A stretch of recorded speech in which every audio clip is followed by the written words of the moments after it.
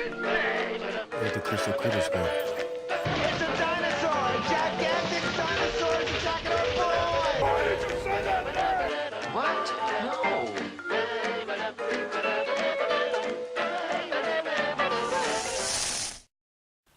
Hey, do you know what movie looks awesome?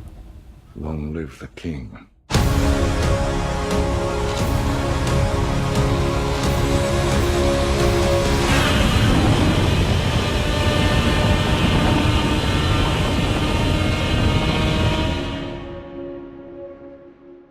Yep, we're talking about Godzilla. We're finally talking about the real Godzilla movies. Since Godzilla King of the Monsters is coming out later this year, I figured now would be a good time to talk about some of the essential Kaiju movies that I feel like you should watch before seeing the new Godzilla movie. Sit down and relax because we're about to start the journey to the king, and we're starting off with the big one himself, Gojira, Godzilla, the 1954, the original. Everyone knows who Godzilla is.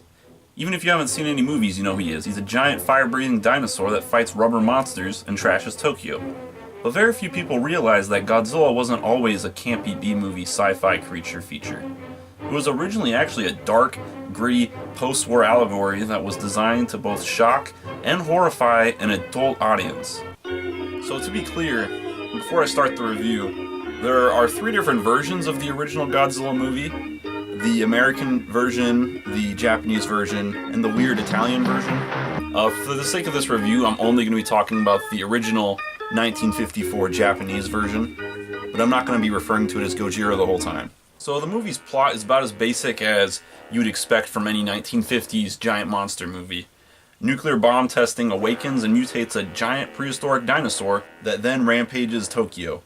There's also sort of a love triangle going on between a couple characters, but it's pretty minor. The plot is very simple and straightforward, which is a good thing. This allows for the movie to have more time to focus on the social aspects of the movie's themes. And believe me, the themes and messages are very blunt in this movie.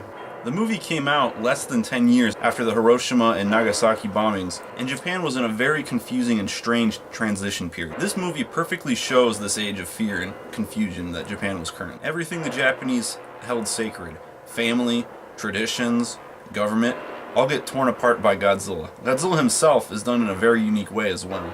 For most of the movie, he stays partially covered. It's not until the end when he comes to the shore when you see him in full.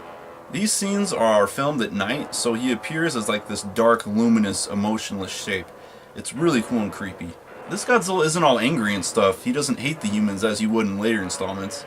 He's just a creature that's out of his time, just kind of wandering around. He doesn't really do anything wrong. He is just an animal looking for food to eat. And when he feels he's being threatened, he breathes fire and blows stuff up. This allows Godzilla to do atrocious things to people, and yet still have the audience sympathize with them. One of the main plot lines in the film is actually about a professor who's upset how humanity wants to kill Godzilla as opposed to study him, as he is the last of his kind. And at the end of the film, when they finally do kill off Godzilla, it's actually kind of sad. But before we can talk about the ending of the movie, there's a character we need to discuss, Dr. Serizawa. Dr. Serizawa is probably the most famous and also the most depressing character in the Godzilla franchise, right next to whoever voiced Minya in Godzilla's Revenge. Why'd you come here?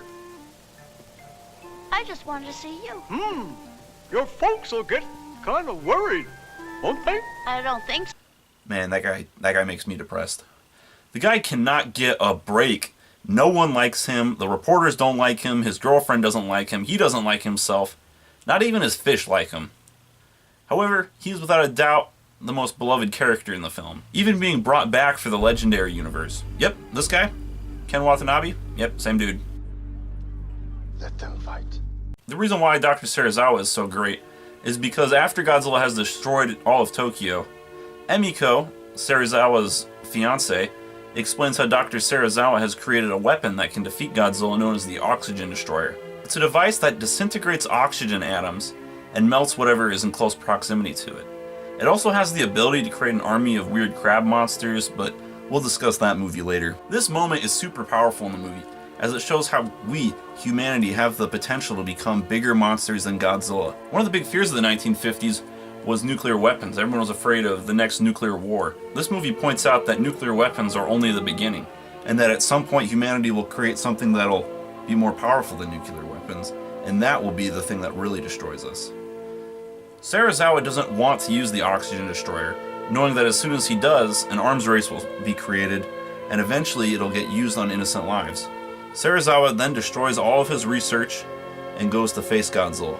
This scene is beautiful between both the music and the way that Godzilla and Serizawa look at each other. They've both been scarred by the war, both not wanting to be the monsters they've become.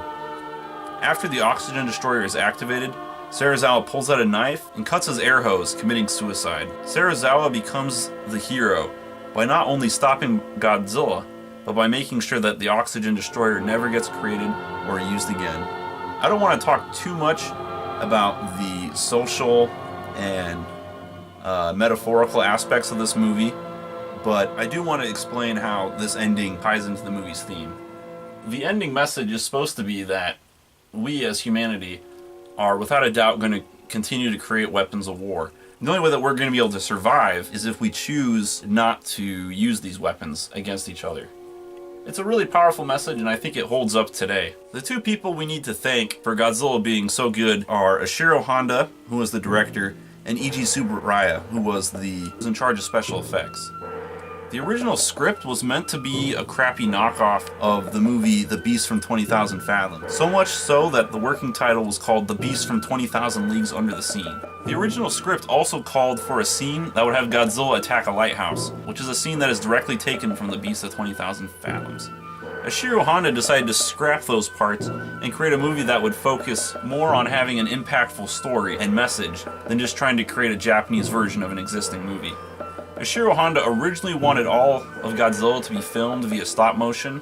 However, due to budget and time cuts, Eiji Tsuburaya had to come up with a new way, and thus Suitimation was born. Making a giant monster suit and having it destroy miniatures had never been done before, and in my personal opinion, it looks way better than stop motion. The first suit that Tsuburaya actually made weighed over 200 pounds, and was way too heavy for Haruo Nakajima, the guy who played Godzilla, to use. This would be the first in a long history of Godzilla suit-related issues. They later made a lighter suit, which was used for most of the movie. However, Haruo could only stay inside the suit for about 3 minutes before passing out. Which, I mean, makes sense when you think about it. I can only imagine that being in a giant rubber suit while having all those stage lights shining on you in a room that has no air conditioning.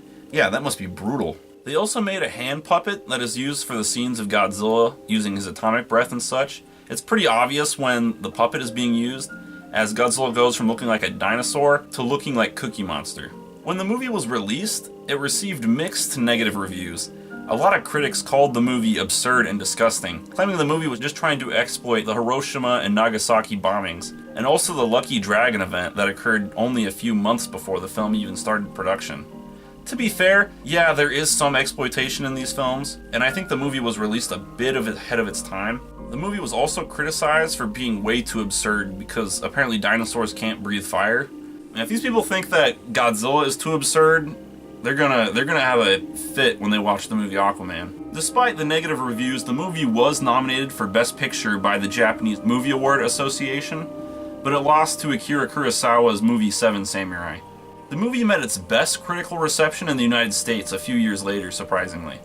As time passed by, the Japanese film critics became a lot more on board with Godzilla, and they appreciated the impact the movie had. For me personally, the movie's had a pretty big impact on me. Unlike most Godzilla fans, Gojira wasn't the first Godzilla film I'd ever seen. I'd actually seen several others beforehand, so going into this one, I was expecting the usual fun that the Godzilla movies bring. I was so totally wrong. The movie left me in tears, no joke. And to be clear, that was the American version, because when I was a kid, you couldn't get the Japanese version in the United States. In fact, the Japanese version didn't come out until 2006. That's over 50 years. By the time the Japanese version had come out in the USA, I was already very familiar and had seen the US version several times. I'd already done the research to see what was going to be different in the movie. That being said, it was very fulfilling to watch the original version, as at this point, I had already seen most of the Godzilla movies, and Final Wars had already been out in the US for about a year. So it kind of marked the moment for me when I realized that the Godzilla franchise wasn't going to be going anywhere for a long time. And to be honest, I think the next time I watched a Godzilla movie that I hadn't seen before, it was when I was a teenager, making Gojira the last Godzilla movie I ever saw as a kid. I highly recommend you watch this movie. If you want to get your hands on it, the best version to get would be the Criterion Blu-ray, which has it in the best definition and looks great.